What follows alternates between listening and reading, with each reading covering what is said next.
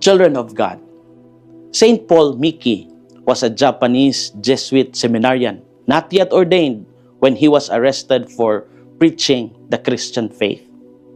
He was known for his eloquence and deep knowledge of Scripture, which made his preaching effective even among the educated. Along with 25 companions, he was forced to march hundreds of kilometers from Kyoto to Nagasaki. Some of his companions were missionaries, others were laymen, catechists, and even young boys. During the journey, they were mocked and publicly humiliated.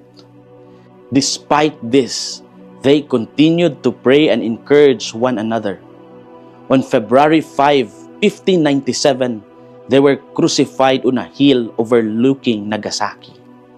From the cross, Paul Miki preached forgiveness to his executioners. He proclaimed that he died for Christ and held no hatred in his heart.